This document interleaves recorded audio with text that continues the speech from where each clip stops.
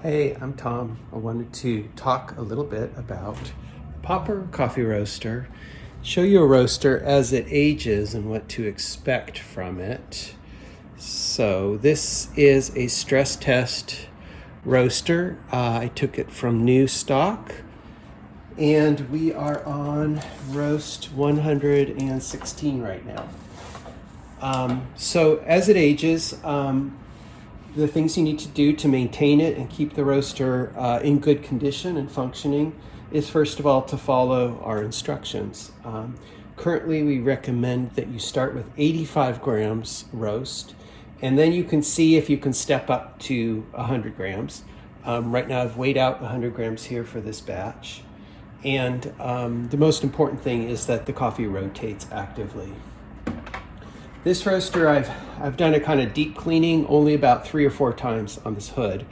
But as you can see, visibility is quite good. It has the original, albeit slight yellow tint. And I cleaned this by actually pouring some very hot water in here and either just using my hand or a slightly soapy sponge, no abrasives.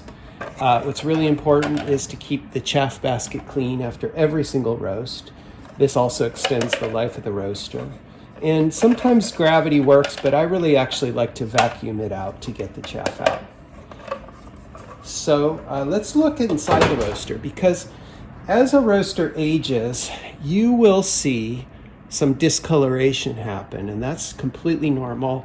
And I don't recommend cleaning this because there's no good way to clean it. You absolutely do not want to use any liquid to clean it, and it really doesn't matter at all. It always seems to happen at one side. And this started occurring on this roaster at about 50 to 60 roasts. So it was pretty much just metal color with no discoloration up until then. Again, it doesn't really seem to signify anything. The front of the roaster gets a little oil, but again, you don't want to use any liquids really in cleaning an electric appliance. I know that goes without saying, but let me tell you, we've seen it all. I'm going to load up 100 grams. Two most significant things you can do to get good results is use a gram scale and weigh your batches. They're very inexpensive. We have these for sale. And another really significant thing that improves the results on the popper is to use a watt meter. Now, if you think you're not good with technical appliances, a watt meter plugs in the wall, then you plug your appliance into it.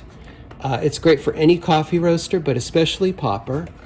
And it has multiple functions to check the voltage. You just hit the little function key. But the most important thing is to check the watts, because as you operate the heat dial, the wattage will change, and that lets you know exactly what your setting is here and allows you to set that exactly again and to repeat it. So let's start this batch.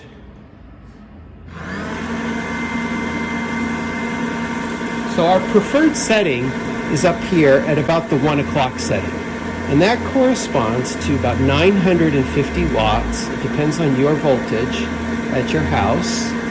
And as you can see here, if I turn it straight to 12 o'clock position, you'll see it drop to about 705 watts. And if we go all the way up, we see 1,150 at this point watts, what I'm looking at. I never like to roast up at that setting. This is my golden setting. Right now that's reading 926 watts. This popper for 115 roasts before this one has roasted extremely consistently. And the only shifts that have happened are at about 30 roasts. It started roasting slightly lighter.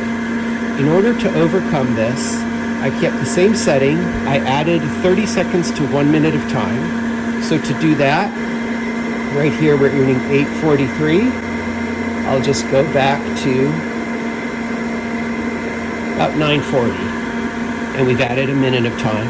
So I'm good to go. I keep this steady for my sample roasting. Right now it's 928 watts. And at 8 minutes total roast time, I'll get a city roast every single time.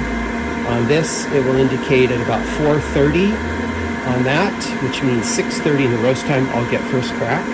And that gives me a minute and a half of development to a good cupping roast for city roast. But I did see this heat shift. So the things we did is we actually added a little bit more coffee, 100 grams up from 85 grams. More coffee traps more heat around the roaster, around the coffee, instead of ejecting it out of the roaster, and actually roasts a little bit darker. And we added 1 minute, 30 seconds to 1 minute is basically what I use. And that is a popper with 116 roasts coming right out. Let's look at the rotation to see what good rotation looks like while we're at it. That is what you want to see. So that is a great rotation as it yellows. We're at 3 minutes in the roast. Very active, vigorous, bubbling rotation. That's fantastic to get a really good, even roast result. Okay, thanks.